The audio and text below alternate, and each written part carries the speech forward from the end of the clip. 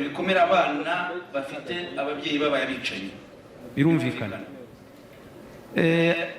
Twasanze rero harimo ibintu bibiri. Icya mbere, abo babyeyi hari benshi batabwiza abana babo ukuri, bababeshya ati baratubeshyeye nta bwicanyi nakoze, ugasanga umwana arumva yuko leta yarenganyije umubyeyi we kandi atari byo.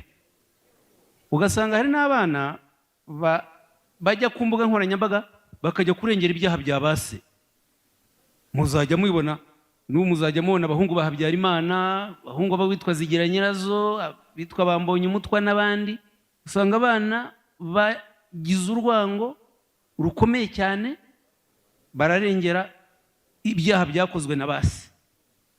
Icya mbere rero, tuba tugira ngo abo bantu bakoze jenoside kandi ari bakuru kuko bahemukiye u Rwanda, bahemukira n'imiryango yabo, bumve ko niba barangije igihano bafite uruhare rwo kongera kubaka umuryango nyarwanda babwiza abana babo ukuri. Cyo nicyo cya mbere. Ariko bakanakurikizaho kwinjira muri gahunda yo kubana neza n'abandi banyarwanda. Kubategura nicyo bimaze, kubereka ko ubundi wakoze icyaha cya jenoside no kuhabwa igihano cy'igifungo ni igihano cy'imbabazi mu by'ukuri. Gusubira mu muryango nyarwanda rero ni no kugira ngo yumve ko ni imbabazi yagiriwe agomba kuzikoresha yubaka aho yari yarashenye, aho yari yarishe.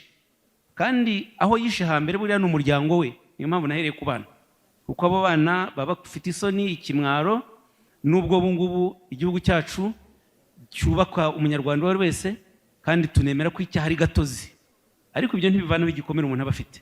Kubategura rero nicyo bigamije, kubereka aho igihugu kigeze, kugira ngo noneho bagaruke babe abantu. Hari umuhanzi witwa Twagirayezu Kasiyani, nawe yari mukuru, yajyaga aririmba umuntu nyamuntu. Muzumva ko karirimbo.